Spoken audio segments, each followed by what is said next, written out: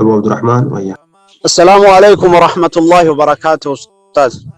وعليكم السلام ورحمة الله وبركاته. جزاكم الله أستاذ.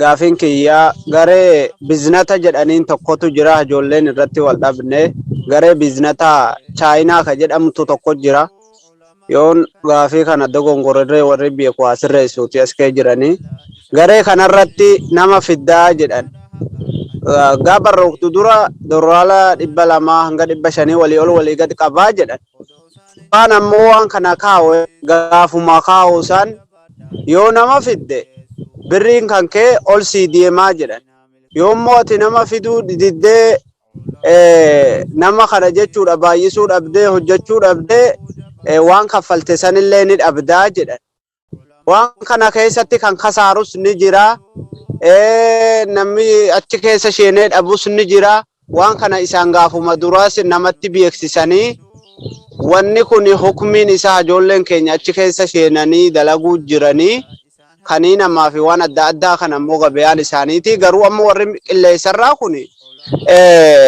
namuma kana fida nama fidanii namanni sunis nama fidaa nama jala barreeffamaa kanuma inni gabeyaan isaanii wanni kun akkami hukumii shari'aatti jedhe. Barakallahu fiika wanni kun haram calla ribaa dirree baatu taate zulmii ammas hongaa baate jechuudha. Wanni kun osuma akkana deemu guyyuma tokko bikka inni bu'ee dhaban wanni waan qilleensarratti walitti ijaaranii guyyuma tokko bikka inni bu'ee dhaban jechuudha. Namni miliyoona tokko mallaqa yoo har'a kennu taate har'a jechuudha. Boru yoo wanni sun dhaban bikka inni jiru dhaban mallaqni dilli sun harka eenyu seene harka jaira hattootaa seene jechuudha.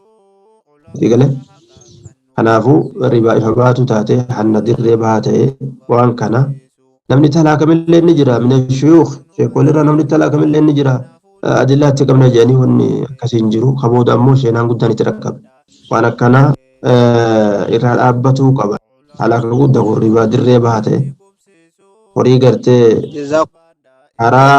karaa gartee hin beekamne horii namaa hattuu ijaaramtee horii namaa karaa hin beekamne nattu nama 100 har'a mazaggabsiiste ati fakkeenyaaf birrii $500 irraa fuutee borootuun badde eenyu irraa fudhata waan san alaas kasaara jechuudha.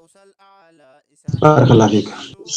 Odoo isaan hin jirre eenyu diin barsiisu ulamaadha kan diin kana babarsiisu Firdaus al-A'laa isaan haa qubsiisu ulamaadha haqa kan nu babarsiisu ulamaadha haqa kan nu babarsiisu.